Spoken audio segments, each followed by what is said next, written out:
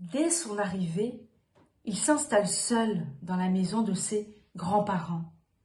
En dépliant ses affaires, il se demande comment le temps a pu passer aussi vite. Le lendemain, il s'assoit sur un banc, près de sa première école. Que de souvenirs, sourit-il, en observant l'ombre du barman qui s'interpose entre lui et les villageois.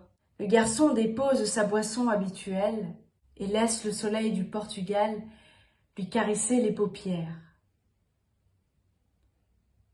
Autour du bar, les rues sont ivres de silence. Pourtant, les cris d'un enfant font sursauter le cœur du jeune retraité.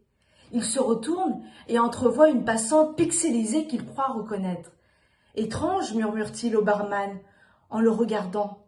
Le visage de cette mère me paraît familier. » Il réfléchit un instant, en se redressant face à la table où il avait l'habitude de s'installer avec son père pour siroter un orangina. Absorbé dans ses pensées, il ressent une drôle d'émotion, un besoin, un manque. Crespo décide avec impatience d'aller s'évader au milieu de la forêt de son enfance. Il dévisage une dernière fois les personnes qu'il appréciait. Juste avant de finir son verre, une prise de conscience lui perce le cœur. « Je n'ai pas vu grandir mes enfants », songe-t-il spontanément. Ni chéri, mon ex-femme, qui a pourtant toujours été à mes côtés. Choqué par cette pensée intrusive, il reprend prestement de l'aplomb en revisitant son parcours d'entrepreneur. Fier d'avoir gagné beaucoup d'argent. Moi, je suis parti de rien comparé aux autres, se rengorge-t-il.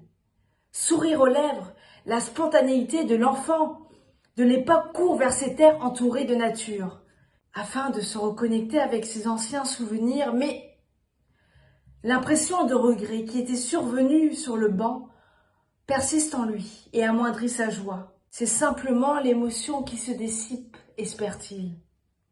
Des aboiements l'interpellent, sa course ralentit à la même cadence que son sentiment le submerge. Zut, zut, je leur ai donné beaucoup d'argent à la place de ma présence. Il observe autour de lui et se sent à la fois curieusement appartenir au patrimoine de ce lieu et étranger.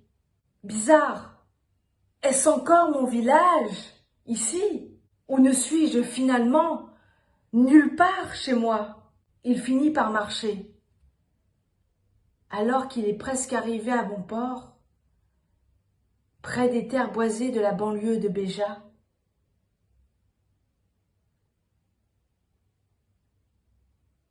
un autre bouleversement l'attend.